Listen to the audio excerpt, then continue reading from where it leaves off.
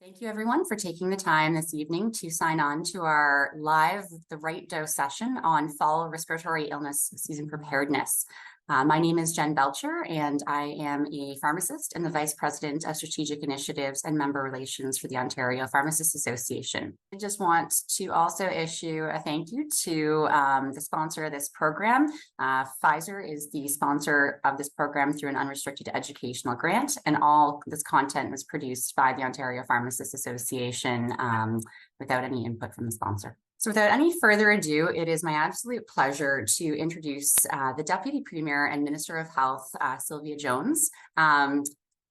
Minister Jones is going to be just giving a few remarks as we enter into the fall respiratory illness season, and just about the role that pharmacy professionals have played in maintaining the health of Ontarians. Well, thank you very much, Jen, and good evening, everyone. It is great to have the opportunity to join you this evening and to thank the Ontario Pharmacists Association and your members for all you do to connect Ontarians to the care they need closer to home, and for your ongoing support and collaboration as we work to build a stronger, more convenient healthcare system. Our government knows that our healthcare system, including you and your teams, saw increased pressures during last fall's respiratory season and throughout the pandemic. We know the status quo was not working and that more needed to be done. That is why earlier this year, we launched our Your Health plan. With Your Health, our government is building a healthcare system that is focused on providing Ontarians with the right care in the right place. We are taking action to strengthen all aspects of healthcare, making it easier for people to access care closer to home in community settings such as pharmacies. To support this, our government made changes to allow pharmacists to prescribe treatment for 13 common ailments starting January 1st, providing care to patients in the community and saving them unnecessary trips to their family doctor, walk-in clinic, or even emergency departments. Since we made these changes in January, more than 400,000 assessments have been completed in community pharmacies, with nearly 87% of pharmacies across Ontario participating. And I want to thank you for your partnership in this successful initiative, connecting more Ontarians to care in their community. To build on the success of this program, this past Sunday, our government announced pharmacists are now able to treat and prescribe for an additional 6 of the most common medical ailments. The 6 new ailments are acne, canker sores, diaper rash, yeast infections, parasitic worms, and nausea and vomiting during pregnancy.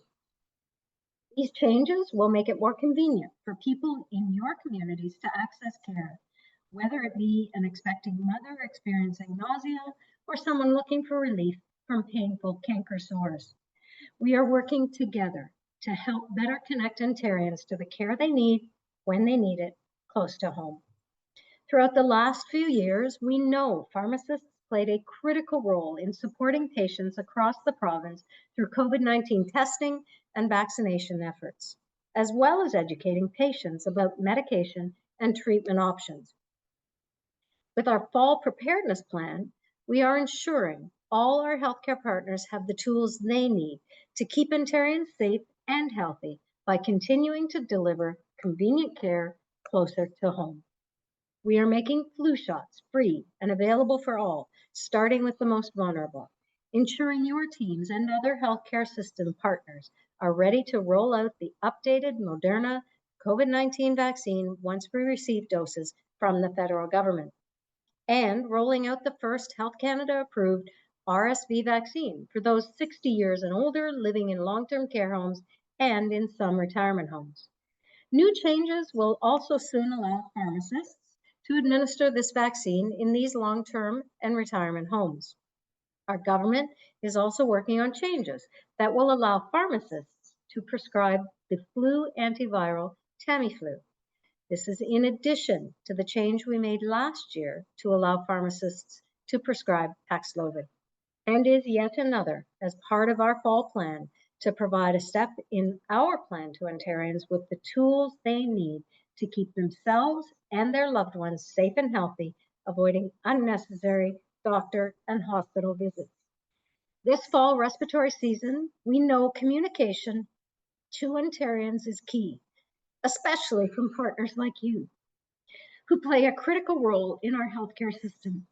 And while you may see myself or other healthcare workers out publicly communicating the broader system-wide message about our plan, we encourage and hope that you will play a role in your local communities by keeping Ontarians informed about what tools are available to them at their local pharmacy, including flu and COVID-19 vaccines, antivirals, and treatments for now 19 common ailments.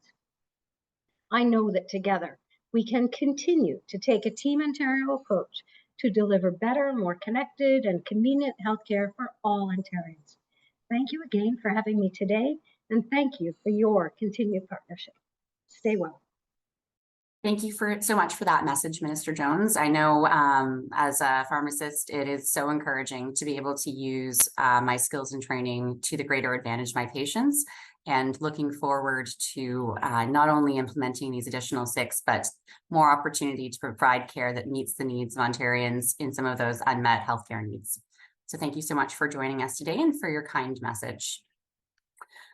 And with that, I will remind everyone, just if you have questions, to please input them into the question and answer module on the taskbar so that we can address those as part of the presentation. So without any further ado, we'll start getting into the content. In looking to prepare this presentation, we have some clinical updates for you that really highlight some of the changes since the previous season, as well as some operational updates and considerations. But we do also have a whole wealth of more in-depth continuing education on most, if not all, of these different topics available on our website to our OPA members and to some non-members with some of the programs. So if there's anything that we touch on within this presentation that you'd like to do a deeper dive on the clinical or operational components, especially around the therapeutics of some of the new vaccine products, please don't hesitate to consult our website and enroll in any of those programs to obtain some deeper learning on any given specific topic. But this is really intended to be an update and to prepare your pharmacy teams to roll out a successful fall respiratory illness season program. So, without further ado, we'll start with the clinical updates on some of this new and must-know info that will hopefully help you feel ready and prepared to take on the 2023-2024 season. So what are we looking at when we think about this upcoming respiratory health season? We know that when we had the quote unquote end of the pandemic occur and this return to a more sort of normal way of life with the end of masking mandates, that vaccination fatigue that people were experiencing, and ultimately what looked like it was going to be a more normal cold and flu season for 2022-2023, we had what was deemed a triple-demic that occurred last year. And essentially what that means is that the peak of influenza, RSV, and COVID actually coincided, which is really not typical. Ultimately, the data that we have from prior seasons didn't include either strong or very present flu RSV seasons, because we know that the precautions that we took to limit the spread of COVID-19 also did a very good job of limiting the spread of other respiratory pathogens. However, when we look back, typically that epidemiology of flu and RSV didn't typically peak at exactly the same time, and we didn't have COVID to worry about. But with last year, we did get that convergence of these seasons with the viral illness, and that resulted in high levels of hospitalization and a great amount of morbidity and mortality across the population. So we are predicting that likely we'll see an earlier than normal flu and RSV season again, with that peak coming earlier, just as it did last season. And we're already starting to see all of those indicators of COVID-19 on the rise with some of these new variants that have been a bit more successful in evading the immunity, especially as we have a population that is likely relatively far out from their last dose of vaccine and hopefully hasn't had as recent a COVID infection. So with that, we are anticipating it to be another challenging season. When we looked at some of the data from the Southern Hemisphere, we're also quite concerned around the impact of influenza on children this year. Normally, it's a milder disease in children, but ultimately we did see much higher rates than normal of hospitalization in the pediatric population in the Southern Hemisphere. So absolutely something to keep in mind as you're considering the conversations that you're having with parents of younger children in discussing the importance of vaccination.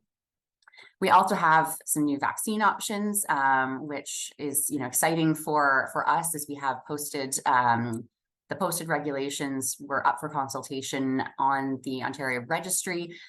They closed on September 26th, so we're very hopeful that we'll see that enhanced scope of practice for pharmacists to be able to administer the new RSV vaccine, which has been approved for those 60 years of age and older. And as Minister Jones had announced, there is the publicly funded program for individuals within that demographic who reside in long-term care homes, elder care lodges, and some select retirement homes. So that very high-risk population. And we'll talk a little bit about RSV and why it is that we need to target the senior population with this vaccine to keep the circulating rates of RSV and the morbidity and hospitalizations attached to that specific viral illness at bay. Now, we also see increased access to not just vaccines through pharmacies. We once again consider that community access to vaccination is going to be a very important channel for the province as public health units. Many of them or potentially all losing funding to provide those mass vaccination clinics, and that role of being the immunizer really shifting back into the hands of pharmacies and primary care professionals. So as well, we will hopefully, as Minister Jones had mentioned as well too, see that enactment of the regulations that would allow pharmacists to prescribe for influenza therapeutics as we are currently with the COVID-19 therapeutics. And of course, once again, providing the testing options for COVID-19 for patients who are looking to confirm either an infection or lack of infection. So in summary, we are expecting another difficult respiratory illness season. We remember last year as well, we were significantly challenged by drug shortages, not just on the prescription side with the liquid antibiotic preparations for children that were in short supply because of the high rate of secondary bacterial infections, post-viral infections like RSV, influenza, and so forth.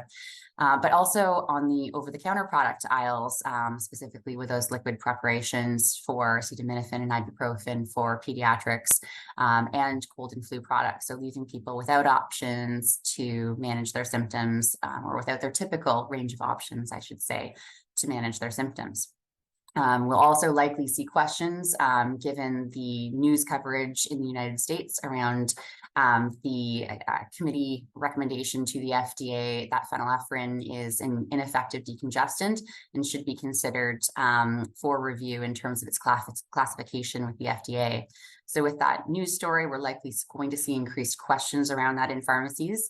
So, good to prepare your teams with information around what exactly is going on with that topic. But ultimately, when we think to what happened last year with the drug shortages, they weren't necessarily supply interruptions and were primarily driven by exceptionally high demand.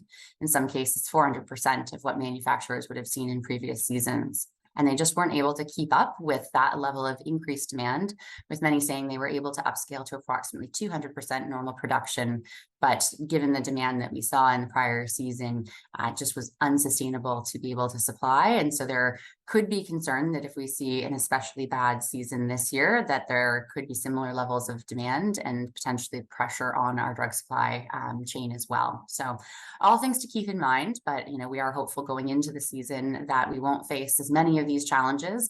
But if we prepare for the worst and then hopefully that over preparation is not needed rather than needing to scramble mid-season to adapt. And we all know that as fantastic as we are as a profession at being flexible and adapting, it does introduce great challenge to pharmacy teams at a time where we're struggling with health human resource challenges, burnout, and that ongoing need to serve our patients, not just, in terms of these expanded scope services around prescriptive authority and immunization, but also in the traditional medication management forum.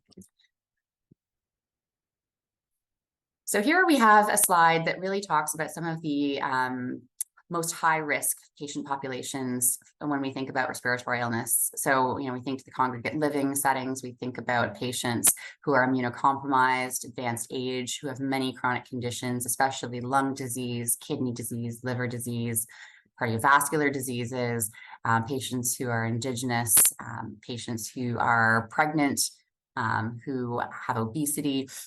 And when we look across the various different respiratory infections that are possible at any time, but especially during this season, we see that many of those high-risk populations are the same across various different illnesses, which makes sense when we think about it. Ultimately, in some cases, there may be higher risk associated with one condition over another, depending on whether or not, say, you're young or old. We think to perhaps, RSV, where we see much higher rates of hospitalization in infants than we do in the older population. But the outcomes of the RSV infections and those hospitalizations in the older population are much more severe, with far more of those resulting in mortality rather than the infant population, which sees a higher proportion of hospitalizations, but much lower mortality. So when we do think about these high-risk patient populations and those that we'll be seeing for vaccination first, many of them, would be eligible for one or the other of, say, the COVID or the flu vaccines prior to, that initiation of the general public program on October 30th. And so, very easy to think about that in terms of that, need for, or that opportunity for co-administration. So as we think about those patient risk populations, it also is important to contextualize that that risk of the viral illnesses and the importance of preventing as many of those infections as at all possible.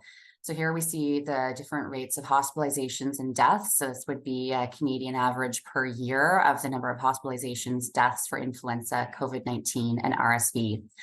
And, while obviously COVID-19 still far exceeds the other two in terms of the rate of hospitalizations and death, there are, many more, hospitalizations and potential deaths for conditions like RSV than we typically think about. And keeping in mind that this data is likely highly underreported, because up until recently, we weren't routinely testing for some of these other infections like RSV on our respiratory testing panels.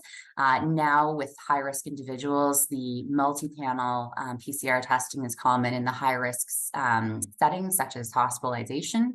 However, when we think to community-based testing, it still is relatively scarce on some of these other illnesses. And that testing opportunity for COVID-19 is really the clearest channel that people can have to determine perhaps which infection it is they might have. And we'll talk about why that's important coming up in a few slides.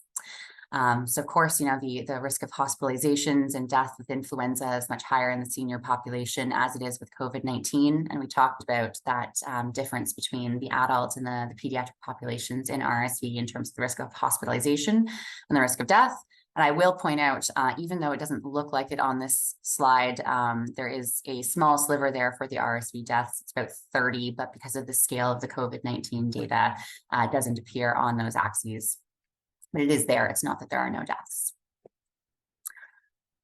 When we think about, the therapeutics piece, of course, we consider the efficacy and effectiveness of our vaccine products. And as we age, we know that immunosenescence occurs, which is where our immune system slowly declines over time and its strength of response against not only pathogens. So we mount less of a strong immune response naturally against actual infectious illness. but also against the antigens presented through vaccination. And so that can result in that reduced efficacy and effectiveness of vaccines in the older population. And as a result of that, we come up with strategies in order to boost the response of the immune system to immunization to get the best possible antibody titers out of the intervention of vaccination. So some of the ways in which that we do that are the higher dose of antigen. We know, and we've seen that, we're all quite familiar with that in terms of the high dose flu product, which is once again part of that vaccine program, UIIP in Ontario pharmacies, which contains 4 times the amount of antigen and therefore mounts a stronger immune response and greater protection in those older patients. We also see the use of adjuvants, which is another ingredient that boosts the immune system response in response to that antigen. And with that, you see typically greater protection. We know that we have adjuvanted vaccines in the Fluad, the trivalent flu product, as well as, for example, the shingles vaccine. And of course, now, with this topic, the RSV vaccine. So the current vaccine that is on the market that is produced by GlaxoSmithKline is an adjuvanted vaccine and uses the same adjuvant as the Shingrix vaccine, but in lower concentrations. But as we think about the reactogenicity of adjuvanted vaccines and the side effects typically that patients report around receiving for example, the shingles vaccine that is adjuvanted with that product, that they do often report a greater degree of common side effects associated with vaccination. And so I think, it is one of those strategies that as a healthcare provider to explain that with these types of strategies to boost the protectiveness of the vaccine, because we're really activating the immune system, and that's where most of those side effects come from, that they may expect that, but to perhaps plan for a bit of a lighter day the following day, not plan to be going on a very rigorous hike, for example, but also counseling around the use of OTC strategies on how to manage some of the discomfort associated with those side effects. Many patients really appreciate that added information and that care that's shown for their well-being, not just around receiving the immunization, but for their comfort after the fact. And of course, the alternative routes that we don't see as much used currently, but perhaps delivering vaccine transdermally rather than intramuscularly, that is one tactic that can be used in order to increase immune response with some vaccines. Ultimately, too, we know that when we think about some of the challenges we've had in pharmacy with supply around things like high-dose vaccine and the demand for that product amongst our senior population, we also think about prioritizing those products for our highest risk individuals. We know that with immunosenescence, our immune system doesn't decide to just take a nosedive the day that we turn 65. We're great on 64, and then all of a sudden we're not able to respond as strongly. And so that, further advanced age, getting up and, over the age of 75, 80 years of age is associated with that greater reduction in immune response, as well as people who have multiple chronic conditions or who are also on things like immunosuppressing medications. So as you look at your patient population and you're aware of the vaccine inventory that you're receiving, looking to prioritize those patients of yours who are at the highest risk will likely give them the greatest protection. Whereas with some of your very healthy younger seniors that may by age qualify for the high dose product, if you are struggling with the ability to have enough supply for your entire patient population, that prioritization, because likely that younger, healthier individual won't have as much of an impact to their immune system as some of your more frail patients. So now we'll get into some of the disease-specific updates, and RSV topping the list because of our excitement around the approval of our first vaccine in this category. Ultimately, we are expecting additional vaccine products to be approved, but as of today, we only have one at this point in time, which is the RSV vaccine. So it is really important to update yourself on that specific condition and the rationale for immunization for this disease state. That, when the public thinks about RSV, they typically attribute it to very young population, and we don't often talk about it in the context of the older adult. So we do have a really fantastic 3 module series on RSV that I would encourage you to check out if you're not as familiar with some of the clinical information like the epidemiology and therapeutics associated with RSV. However, we'll just do a very brief overview of what you need to know for today, and I would invite you to check that out if you do want more of that information. So with RSV, of course, the approved indicated use of the current vaccine product is for people 60 years of age or older for the prevention of lower respiratory tract disease caused by RSV. We are anticipating in the future with, should Health Canada approve some of the other products, that we would also have a vaccine product with an initial indication, not just for those aged 60 years and up, but also for pregnant women, and with maternal immunization, that passage of protective antibodies onto the young infants to protect them in those early months of their life. But at this point in time, the sole vaccine product is for those 60 years of age and up. With that, you may have actually already seen prescriptions for that come into your pharmacy, perhaps written by prescribers who are aware that there is the privately funded product in the market. And that for this season, the public health availability of funded vaccine will only be for those who are in those highest risk congregate living settings. In terms of our scope to administer, we do anticipate that the administration of the RSV vaccine is going to be included in the scope of professionals for scope of practice for pharmacy professionals. However, we're still awaiting that. So if you are currently receiving prescriptions for the RSV vaccine, you cannot administer them right now without either a direct order or a medical directive in place. But we are hopeful that those will be passed and posted and enacted quite soon. As I mentioned, the consultation period closed just over a week ago. And so we are hopeful that we see those approvals in place by the end of October. It will be good to keep in mind as we look to the regulations, just to ensure that the administration scope for pharmacy professionals is for RSV vaccine full stop, rather than RSV vaccine as part of a ministry funded program. So we're all aware of those challenges that we saw with the scope of practice for the administration of influenza vaccine being limited to solely within the UIIP program. And if there are products outside, for example, prior to the inclusion of high dose vaccine in the UIIP program, we actually weren't able to administer that product without a medical directive or direct order. Once it was included within the UIIP, then of course we were, because that was how our scope was determined. So we will be it's very excited to make those announcements around the enhancement of scope for pharmacy professionals. And you will definitely get that clarification and communication from the Ontario Pharmacists Association in all of the various ways that we provide those updates, including things like our professional practice and important update emails. Of course, at this point in time, as we know how scheduling a vaccine occurs, where they're typically Schedule 1, with the exception of products that are included in most or all provinces' publicly funded vaccine schedules, or are for diseases of significant public health concern, or who have received other specific designation by NAPRA around Schedule 2 designation. In this case, at this point in time, the RSV vaccines are considered Schedule 1, and therefore will need a prescription from an authorized prescriber.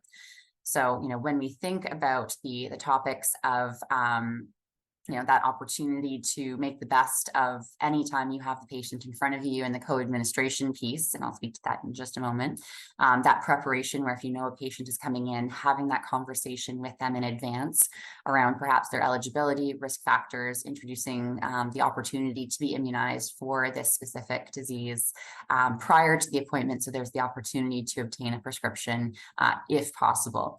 But definitely, as we think to the number of unattached patients, a real challenge that the prescriptive authority for vaccines is not yet included in pharmacy professional scope of practice. But please, rest assured that continues to be a priority piece around scope that OPA is advancing, along with many of the other initiatives, such as the inclusion of pharmacy professionals in all publicly funded vaccination programs. In terms of the funding, we talked about that it will be funded for those 60 years and older in those high-risk congregate living settings.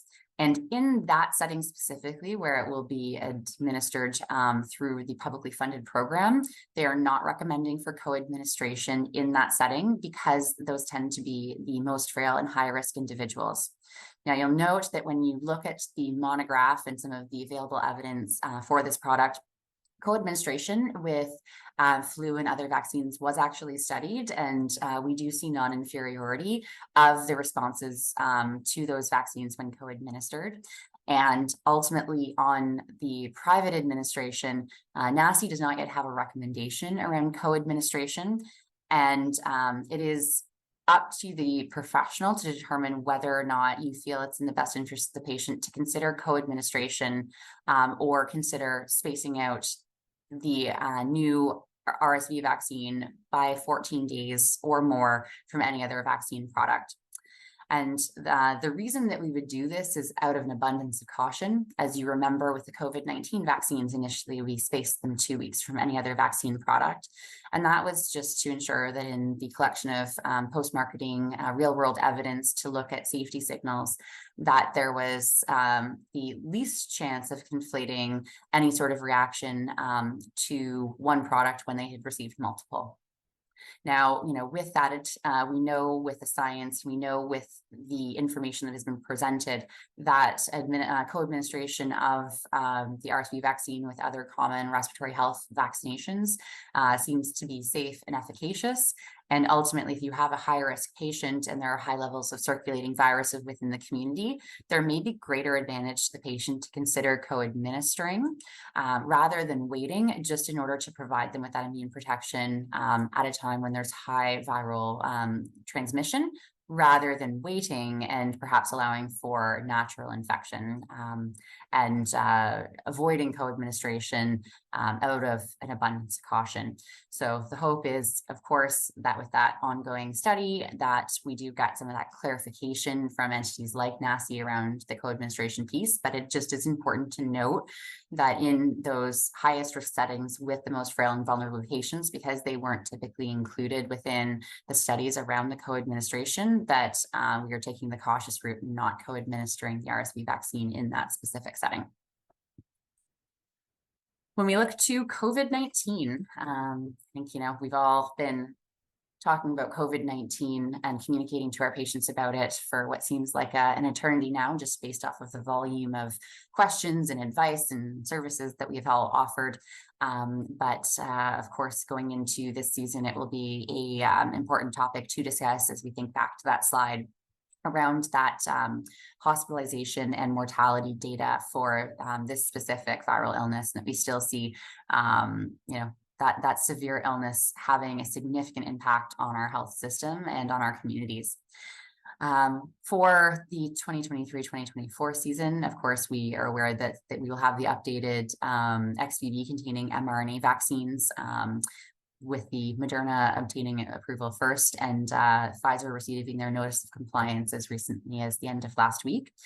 So these new vaccines specifically target the subvariants which are circulating right now that seem to have been a bit more successful in evading some of the immune protection conferred from prior vaccinations, and ultimately will be recommended as that fall booster dose to provide the greatest amount of protection for the type, specific subvariants that are circulating at the moment. In terms of co-administration with other vaccines, of course, for individuals 6 months and older, they may receive the COVID-19 vaccine on the same day or at any time before or after any of the other non-live vaccines, with the exception, of course, for the RSV vaccine in that high-risk setting due to the newness of that product. And that we do have a fall booster recommendation that for individuals who are eligible for vaccination and who have not had a dose of vaccine within the last 6 months or an infection with COVID-19 itself, that they receive a booster dose this fall. That recommendation is a strong recommendation for high-risk groups, and it's highly recommended that those at risk, most at risk of severe disease, receive a XBB-containing booster for this fall. Just wanted to touch a little bit on post-COVID-19 condition, or long COVID, as it's more commonly called in the media and other circles. Ultimately, there's still a lot of study continuing to gather data on this specific condition that can present with a wide variety of different symptoms and a relatively high degree of morbidity attached to it. So we know that at this point in time, based off of the evidence collected, approximately 1 in 8 people develop long COVID who have had a COVID infection. And the risk of developing long COVID isn't linked to the severity of your original infection. So even with mild infection, very possible to experience long COVID, even if you are barely aware that you were infected in the first place. We also know that vaccination reduces the risk of long COVID quite substantially by about 40%. So really, when we think about the importance of continuing to encourage people to be vaccinated, it's not just for the acute illness itself, where people, especially with some of these new variants, which do seem to be quite good at evading some of the immune protection, but don't tend to be as severe in terms of its actual symptom or disease presentation.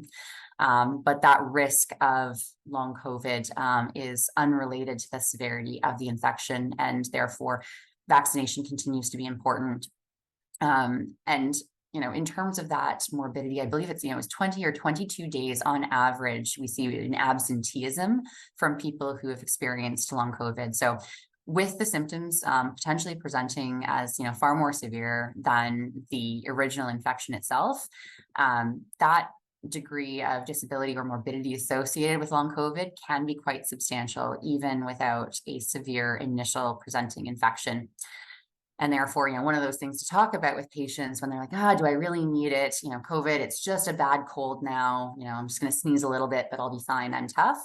That this association with long COVID, it is very still worthwhile having that conversation to prevent this specific sequelae to the initial COVID-19 infection.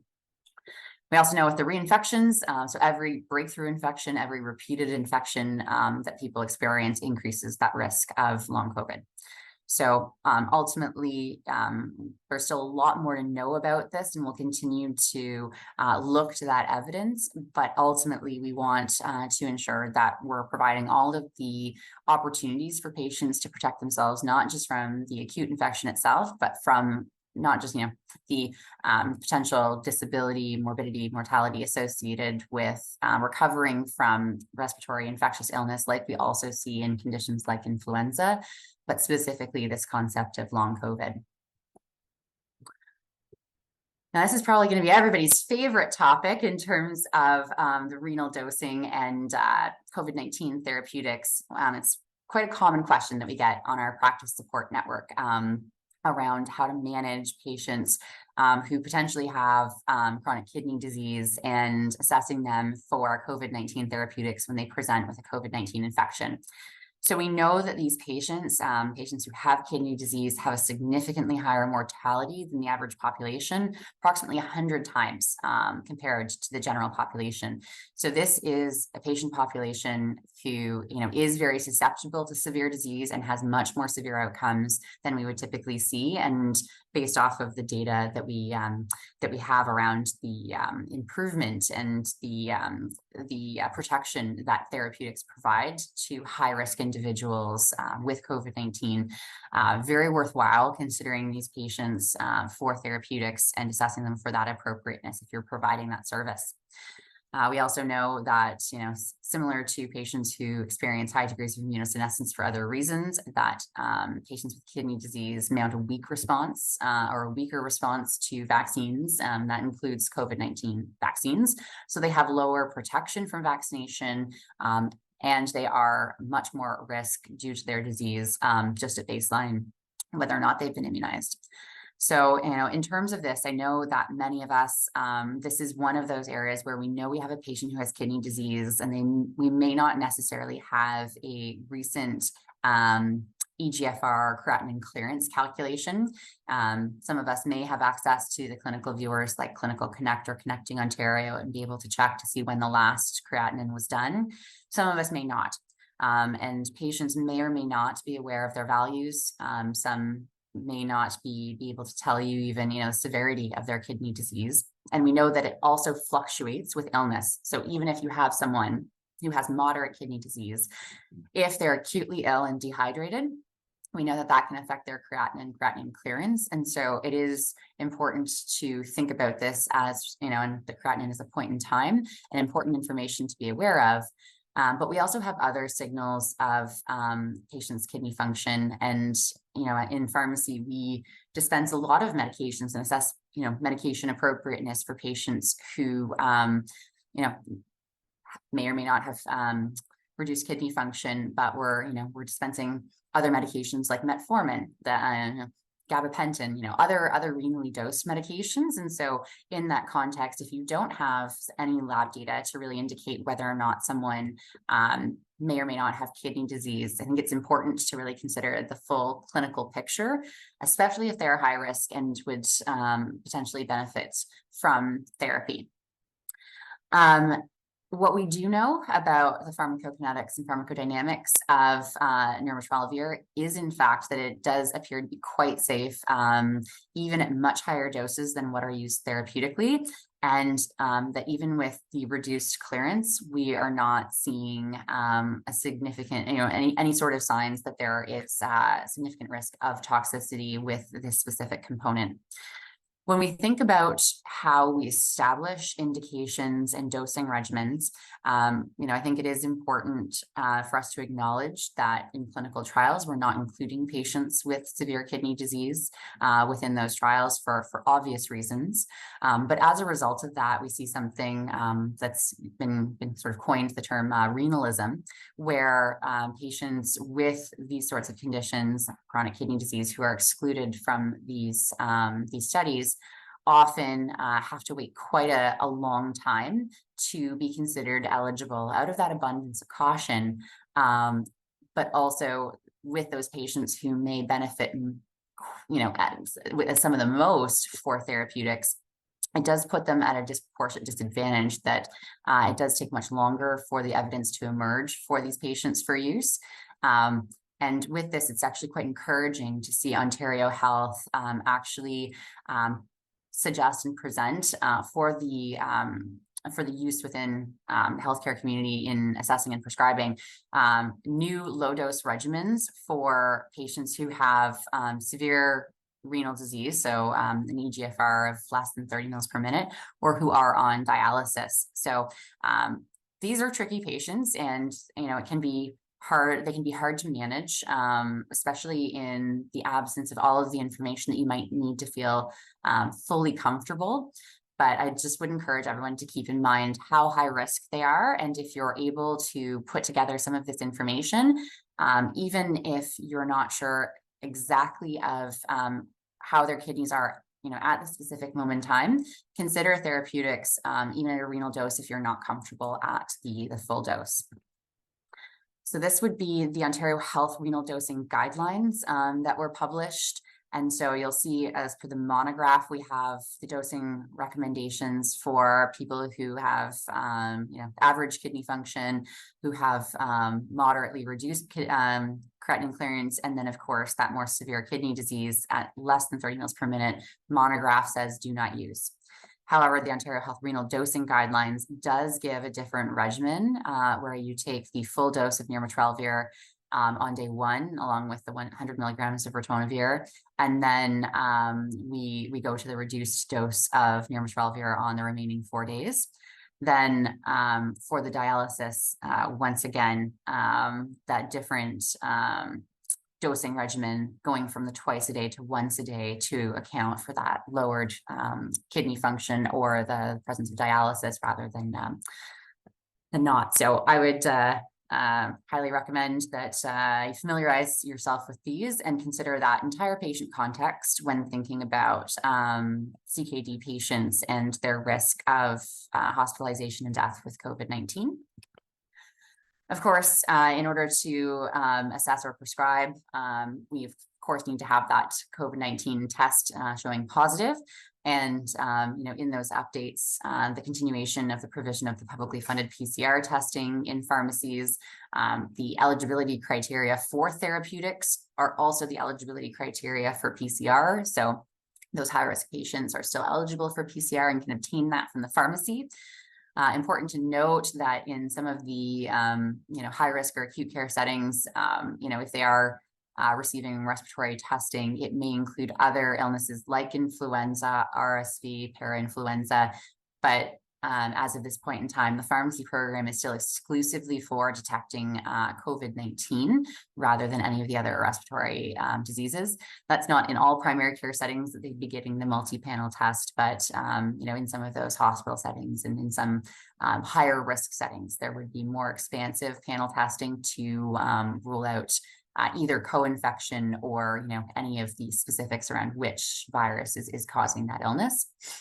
And newer, more hot off the shelf that I know not everyone may be aware of just yet is that reintroduction of the opportunity for pharmacy professionals to order publicly funded rapid tests. So as you're aware, we had the prior program that was run through our pharmacy wholesalers where you could order and provide free of charge those rapid antigen tests to your patients for self-testing for a wide variety of reasons with no specific eligibility criteria. The main difference with this new program is how you obtain those tests. So it is through the provincial antigen screening program, and you'll be ordering those supplies from the Ontario government rather from your pharmacy wholesaler. Just as you do go to order, one sort of unique piece to it is it seems that those tests are ordered in eaches rather than in boxes that contain, multiple tests, because they have a variety of different pack size products that they'll be looking to distribute, obviously the soonest expiry dates first. But if you do have patients who are coming in looking for these rapid tests to be able to screen either prior to visiting, congregating, to screen themselves for eligibility for therapeutics, so forth, prior to going to school, you can now order these and provide them to patients free of charge. And as well, there are privately funded tests that are available for purchase through our pharmacy wholesalers as well. So different options that patients have for testing still. But I think, in this sense, especially as we think of our opportunity to assess and prescribe for COVID-19 therapeutics, with now this potential addition of the prescriptive authority for influenza antivirals, a COVID-19 positive test is required for the initiation of COVID-19 therapeutics. But I would, suggest that even if the program doesn't require this, it would behoove pharmacy professionals to ensure that if you are going to be prescribing influenza antivirals, that you've tested for COVID-19 and ruled that out. As we think about the most appropriate therapeutic for the patient.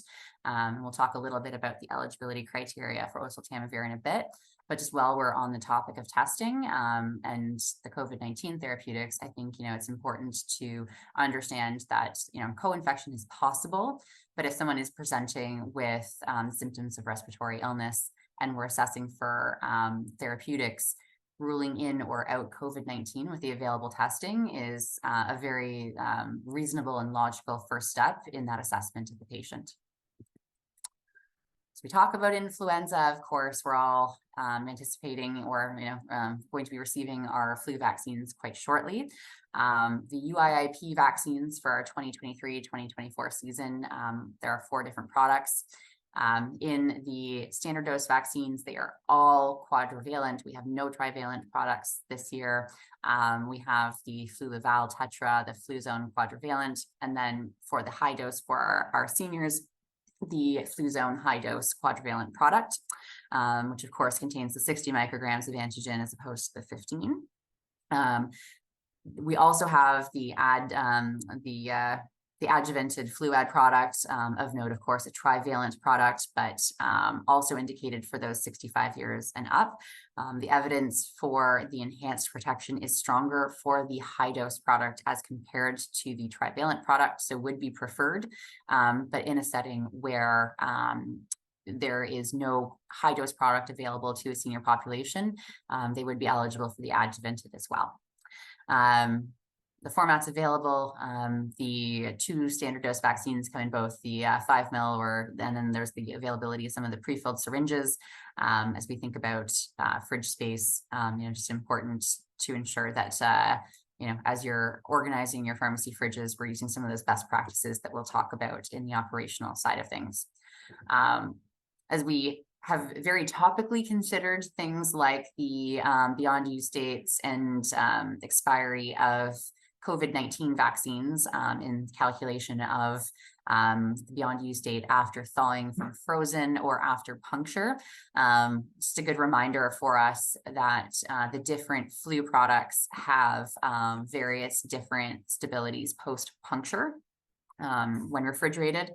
And that is 28 days for the Flu-Eval product, and then up to the expiry date for the Fluzone multi-dose vial. Of course, not applicable for any of the pre-filled syringes because you're not puncturing a pre-filled syringe. It's a 1-dose issue, so no need to consider post-puncture stability. And also all of our products for the 23-24 season are egg-based. Many of you were probably aware several years ago that we did get that nasty statement that even in egg anaphylactic individuals, that with improvements in technology over time, there is absolutely no concern of administering an egg-produced vaccine product to someone who has an egg allergy. We actually just saw other international bodies make the same recommendation as well too. So you can have a high degree of confidence in that safety recommendation. And those are all 4 products are egg-based. Of course, we also have a number of other products in the marketplace for influenza, but that are not included in the UIIP. So of course, out of scope for pharmacy professionals, and that's just of note because when we think about some of the other production mediums like the mammalian cell culture or the recombinant products, those specifically would be out of scope, and if patients are seeking them and are paying for them, you would need a direct order or medical directive in order to administer them. The exception to that, of course, is the FluMist product, which is the intranasal flu vaccine. And this is also a commonly asked question to our practice support network. The administration of the intranasal vaccine isn't actually a controlled act because of how it is administered. It is not considered to be a controlled act, and therefore it doesn't require a medical directive or even to fully require the administration by a regulated health professional. So in that sense, you do not need to worry about the out of scope administration of the FluMist intranasal product, and you can proceed with that with confidence. So I talked a little bit when we were talking about COVID-19 testing around the therapeutics piece, and ultimately when we think about the eligibility for oseltamivir prescriptions, it is for high-risk individuals who are presenting with influenza-like illness. So even when we look to the change in the limited use criteria, which previously was much more restrictive around things like requiring it to be in the context of a public health declared outbreak of influenza, in this case, when we think about the thought process of assessing a patient for influenza therapeutics, if they are high risk, there's influenza circulating within the community, do they have influenza-like illness symptoms or a confirmed influenza infection, and are they at high risk of complications from influenza? And so with yeses to all of those questions, they are eligible for oseltamivir. But I would suggest that, especially if you're assessing these patients and the crossover of symptoms, that you take the opportunity to have that patient test for COVID as well too, so that you can be sure to be choosing the most appropriate therapeutic agent for that patient. So as many of you may have been aware, last year, ODB had an LU update to include a new limited use code for oseltamivir just due to the severity of the respiratory illness season that funded oseltamivir for high-risk individuals that presented with influenza-like illness or who had a confirmed influenza infection. So that broadly opened up the funding criteria for the product. And that LU was updated just last week to specifically state that this is once again the limited use criteria for the 2023-2024 influenza season. Of course, treatment with therapeutics, obviously with antivirals, should be initiated as quickly as possible to maximize the benefit and reduce the opportunity for the virus to continue to spread. And as well as we think about the need to reformulate flu vaccines, the emergence of the need to update our COVID vaccines because of those mutations, the antigenic drift and shift that can occur. Ultimately, one of the things that science has borne out so far, and obviously the need to continue to monitor in some of the new and emerging areas, but that therapeutics, due to the different way in which antivirals act on preventing and reducing that viral replication and the infection of surrounding cells, that they tend to be much more robust in holding up to the changes to the antigens and aren't typically affected in the same way in terms of their efficacy as vaccines are, in that change to the antigen and the immune system no longer recognizing it as strongly as similar to the antigen that was presented either in the vaccine or that was presented to the immune system in a previous innate infection. And non-viral, but I think, one of the things that we do need to keep in mind is, with patients presenting with acute viral illness, they are at risk, of course, too, of those secondary bacterial infections. And as we talk about respiratory immunizations and this season, it always behooves us to have those conversations about all adult immunizations, but especially around reducing that risk of pneumococcal disease, whether it be pneumonia or invasive pneumococcal disease, which we obviously know has much more significant morbidity and mortality associated with it. And ultimately, I know we've presented on this a lot because there are a lot of vaccines in the market that prevent pneumococcal disease, and various different immunization schedules based off of different patient demographics and risk profiles. We saw a very strong NACI statement around the use of the 20-valent conjugate product, the PCV20, back just beginning of the year. And what is more exciting is that we've seen Public Health Ontario receive the recommendation from the Ontario Immunization Advisory Committee with a very strong recommendation about the use of one-dose PCV20 as the ideal protective option for those 18 plus. Now, currently, that hasn't changed the Ontario publicly funded immunization schedule. This just occurred, it's hot off the press in September. But with that recommendation, hopefully we will see Ontario Public Health update those vaccine schedules. And rather than using two products with the polysaccharide 23 product and the conjugate 13, that we can replace those two injections with the need to space them out to optimize the immune response to just one dose of PCV20. So especially as we think to the opportunity for pharmacy professionals to be included in all publicly funded immunizations, this change to that eligibility criteria and that recommendation dramatically simplifies what is currently quite a more challenging and complex immunization schedule because of the specificity around timing and really that lack of a universal immunization record for pharmacy professionals to consult when we think about how to ascertain when, because the timing is so important, not just if, but when. So that is sort of the wrap up of the clinical updates. And ultimately, I think I see two questions here that are on the therapeutics. So we'll look to answer them now before we get to the end, and then if more come in, please feel free to throw them out into the Q&A functionality. So the first question is around how effective Paxlovid is against the XBB subvariant. And I think I may have sort of taken care of that a little bit. I think that question came in before I talked about how therapeutics are typically more robust and not as sensitive to those variations because of the ways in which they act. ultimately, we don't have enough real world evidence right now, but we aren't expecting there to be a significant reduction with the XBB as compared to the other circulating strains in terms of the effectiveness of Paxlovid. Things like the timeliness of therapy are usually much more of a concern in this case about initiating therapy early rather than the specific strain that's circulating within the community, and just that risk of severe illness, but also the potential, and we need more evidence on this, around the use of therapeutics potentially reducing that incidence of long COVID as well. So another topic that really, requires further evaluation and evidence generation, but we have a lot of tools in our toolbox right now to look to assist our patients both on the prevention and treatment.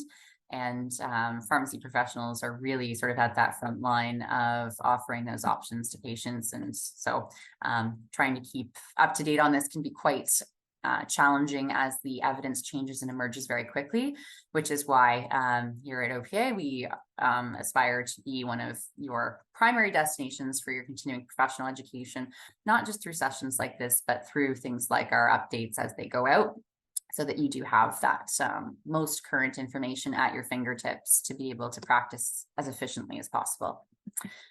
And then with Tamiflu, there are the different dosing regimens. I think the question was around the renal dosing, and and with pediatrics as well too, because with Paxlovid we are looking at an 18+ indication, but with oseltamivir, with the pediatric population in many cases being high risk, consideration of renal dosing as well as the pediatric. And so we'll go into the operational updates and we'll deal with more of those questions towards the end.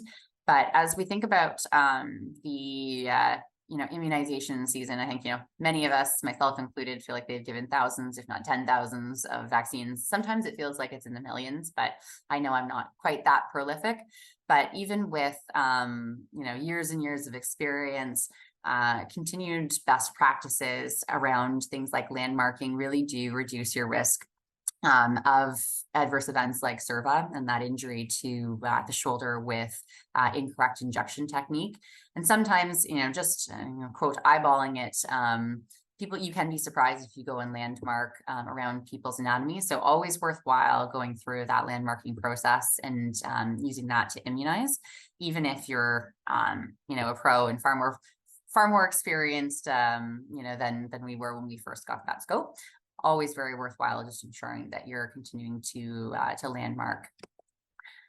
In terms of co-administration, this probably, I did this presentation live yesterday evening and made the joke. The picture itself probably isn't the greatest one to support good co-administration practices, but it isn't terrible. I'm just not entirely sure that those two Band-Aids are a full inch apart. So this was Travis Kelce of the Kansas City Chiefs in a commercial that was broadcast during the game in which he played. For those of you who follow football, I'm sure you know about Travis Kelce. For those of that you don't, you probably know Taylor Swift is potentially dating him, so he's very topical. But it was nice to see, that promotion of co-administration of influenza and COVID-19 vaccine on national broadcast television. And ultimately, when we think about some of those best practices, some of the biggest things, of course, are that a separate syringe should be used for each vaccine, and that you're never going to be drawing up those two different products into the same syringe, that, it's different equipment for each vaccine at all times. And then in terms of reducing any potential conflation of some of those local reactions to the vaccine, so those cutaneous eruptions or what have you, the ideal recommendation is that different limbs are used for the two injections or the multiple injections if possible, but that of course you are absolutely fine to be using the same deltoid, but ideally you'd be separating the injection site by at least an inch to reduce the likelihood of those reactions overlapping. If someone has a very minimal deltoid, then you can use the anterolateral thigh. However, even with pediatrics, for those typically over the age of 5, there's usually more than enough deltoid muscle mass in order to support co-administration into that deltoid. And then if you are giving multiple injections and, one is known to be the most painful in terms of administration, administering that one last reduces the pain overall with the multiple insertions into that muscle. So just some of those practices as we are very likely to be receiving COVID-19 and influenza vaccine concomitantly and in time to be able to offer co-administration to those patients looking to be immunized against both conditions. In terms of, some of these opportunities to really try and make the immunization season a little bit less exhausting or more bearable for the pharmacy teams, especially as we think back to really, some of the high levels of demand and burnout that we've been experiencing.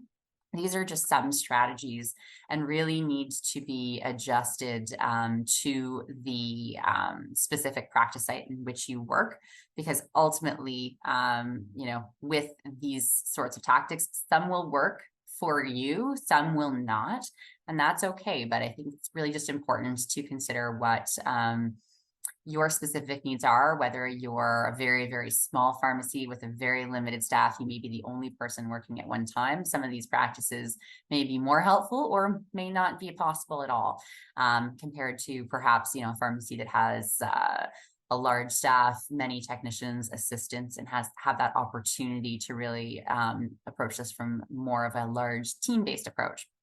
But ultimately, one of the goals would be to do things that help smooth your demand and really, try to allow for the pharmacy team to not be overburdened at any point in time. Things like scheduling vaccinations to distribute workload and to be able to plan for, no vaccination times to be able to focus on other work. Or, in some cases, actually moving that vaccination out of your day-to-day workflow and having that opportunity to perhaps designate separate hours specifically for vaccination. This, I found when I was working on my own to be especially helpful, where I had specific clinic hours just for vaccination and wasn't, sort of expecting to be doing other dispensing or other medication management or service work at that time. As well, we know that walk-ins happen, and having that plan for how you manage walk-ins, both early on in the season as well as throughout, and, keeping in mind things like, that opportunity to really, capture patients that are coming in and perhaps may otherwise not come back if we, look to try and schedule them. I think, there is that important conversation, especially amongst the vaccine hesitant, where, with walk-ins, ideally, it's really around what you're able to do. But, that consideration of having a plan for how you deal with them and having that plan communicated across the team so that patients don't feel frustrated by inconsistent information is probably the most important part of that, whether you do them or not. And that is really up to you. Of course, enabling your entire team to participate in that communication and really, ensuring that, those questions that don't have to go to the pharmacist or that don't have to go to the tech, that can be answered by other members of the team, that we're equipping those people to help lighten the load on the professionals that have to be administering the vaccines and counseling on them, to create that greatest use of time for, if only you can do this task versus is this something that could be communicated by anybody on the team. And then, of course, that use of technology and automation and standardized communications to help provide that baseline education for patients on specific topics so that they're well able to have that baseline information that is evidence-based and helps them make those decisions, but they're coming to you more for specific individualized inquiries rather than, that general information that could be perhaps shared through email newsletters, through social media posting from your pharmacy and so forth. Of course, the efficiencies around optimizing each point of contact with the patient to give multiple vaccines rather than having them come back multiple times.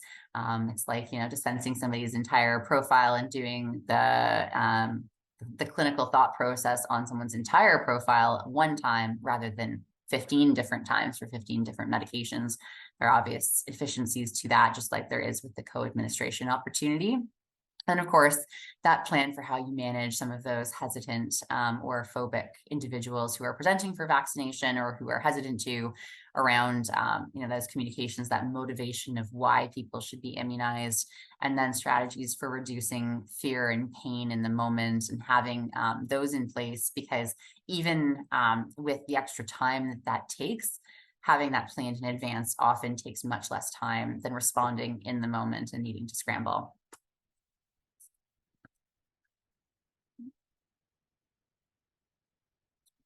There we go. When we think about some of the operational considerations around especially COVID-19 vaccines that need to ensure that we're properly labeling things with the beyond use dates and puncture dates when they arrive to the pharmacy thawed. Vials should be labeled straight away with the beyond use date, and then when the vial was punctured, to ensure that you're administering viable product. And ideally, you'll be drawing up syringes at the time of administration to not store them long-term, reduce the risk of administration errors or mislabeling. But if you are looking to pre-fill syringes and have them preloaded, that they should be labeled and very clearly marked with things like the name, dose, expiration based off of the different guidelines. Mentioned briefly around the proper fridge storage. This was flagged by public health as being just a reminder to ensure that many of us who use the not commercial products, but the consumer fridge products like consumer kitchen fridges or bar fridges, that you want to take some of these best practices in order to ensure that even in the case of a temperature or a power outage, that you're reducing those risks of temperature excursions and cold chain incidents. So things like storing full water bottles on an empty shelf and then in the door to try and hold that temperature, stocking vaccine on the first in, first used basis, and then storing only vaccines in those refrigerators. And of course, not storing vaccine on the door shelves, but in the fridge body shelf itself. If you do have a purpose-built fridge, you don't need those water bottles if it's specifically a purpose-built fridge for vaccine. Of course, as we go into a fall booster season for COVID-19 vaccines, a very important administrative component in logging those doses into COVAXON. And if it's been a little while since you've given your last dose of COVID-19 vaccine and you're planning on participating in the fall program, you may need to reset your access or renew that. And you can actually do that yourself by emailing the COVAXON support at ontario.ca from your pharmacy's OneMail email account. If you don't have access to that OneMail email account, you will need to have your pharmacy trainer submit that request for you through email, or you can call the phone line if you need some of that immediate access. Any other questions about COVAXON should go to your pharmacy trainer. So anything about training, account management, inventory management support. Your pharmacy trainer, if you work for an organization or belong to an organization that has a head office, like a corporate head office, a buying group, or banner, your pharmacy trainer will be one of those employees within that organization. If you are a truly unaffiliated independent, we at OPA are your trainer, and so you can contact us through info@opatoday.com for COVAXON trainer inquiries. And as long as you're using the pharmacy's Office 360, which was previously the OneMail account, you can do your own password resets through that mechanism. Just a note that as we're going into receiving that new product, a really good opportunity and a must-do to reconcile your vaccine inventory in COVAXON. If you have not done that and you're showing more doses than you actually have because doses have expired or you haven't managed the inventory, you would be at risk of being suspended from the program and not receiving your shipments. Talk briefly about the fridge storage to reduce cold chain incidents.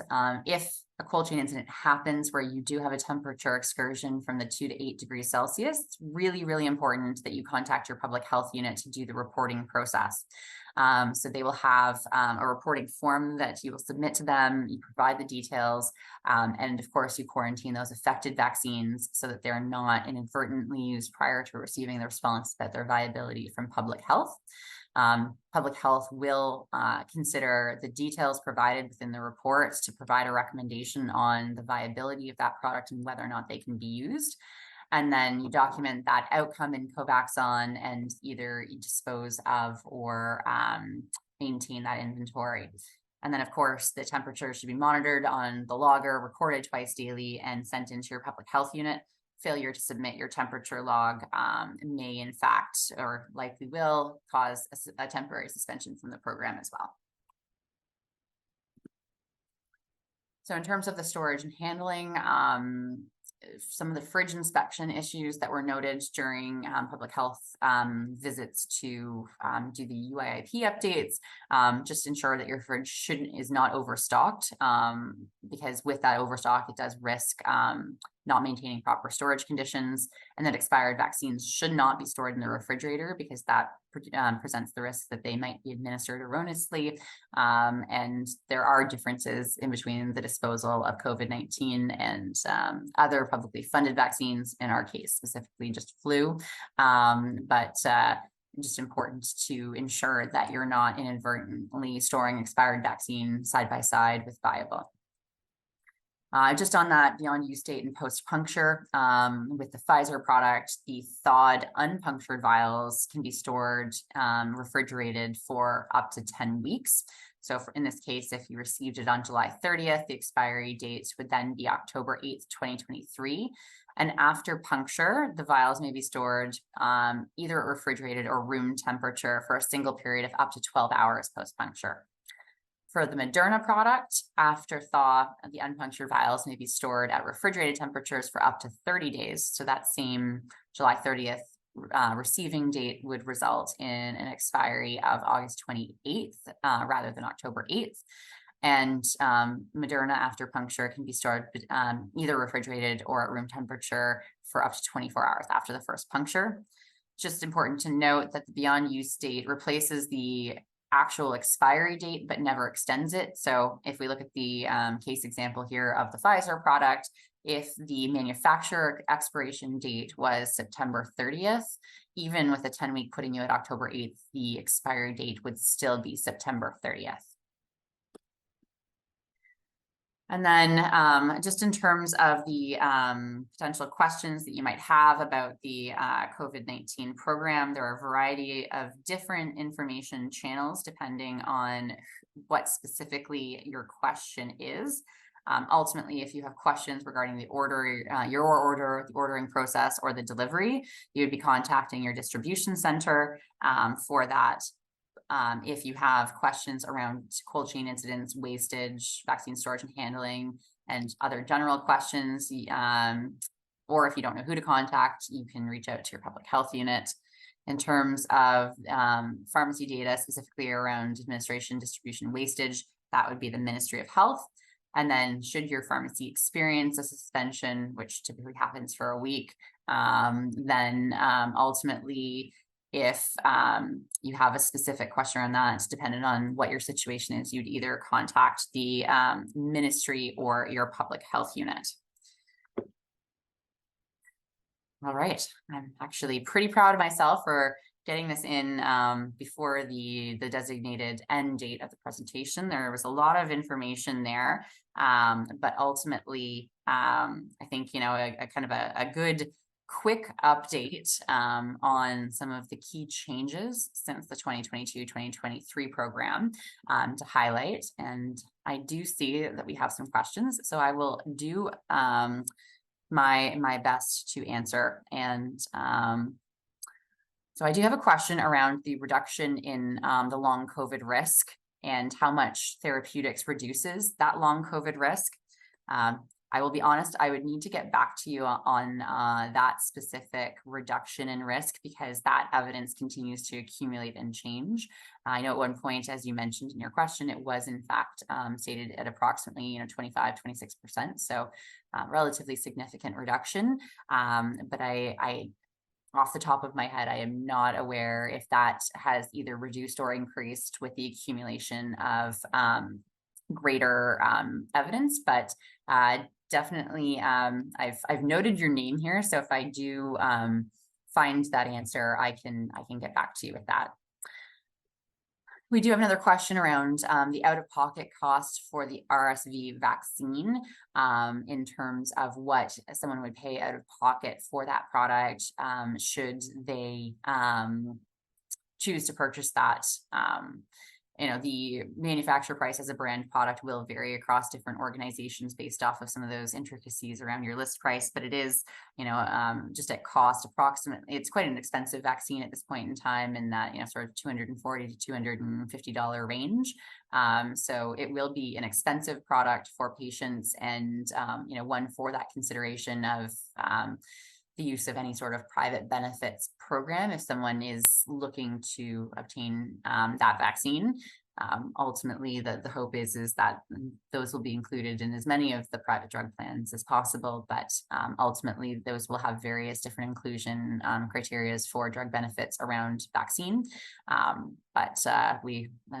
is a more expensive product, and I would suggest that you consult your specific pharmacy software for that rough price for people who are paying cash or using private insurance based off of those pricing strategies.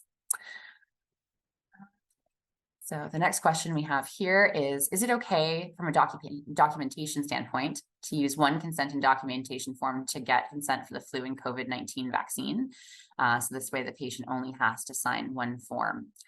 So at this point in time, I don't believe that any of the concomitant consent forms have been documented, but if you consult with the OCP documentation requirements around consent documentation for a specific service, if you produced a documentation form that asked the appropriate screening questions for both and recorded the consent for both specifically, you would likely need to indicate specifically for each vaccine. But I would suggest just consulting with the requirements around the documentation of consent for the specific services and following those in terms of using perhaps fewer pieces of paper or looking at a different electronic form from that standpoint. All right. Give maybe 1 or 2 more moments for any additional questions. And then if not, we can sign off for the evening. Ultimately, I'd like to thank everybody for your time and attention this evening. And of course, once again, thank our sponsor, Pfizer, for the unrestricted educational grant that brought you this program this evening. We will follow up, of course, with some of the answers to questions. The recording of this webinar will be available after the fact, and we will be circulating those resources where we've collated many of the pieces that you need in order to access the key tools, education, and resources for the fall respiratory season in one place. One brief shout out on the tools piece. The MatFlow minor ailments assessment platform also includes the assessment and management of patients with COVID-19. It does so in a very efficient and evidence-based manner.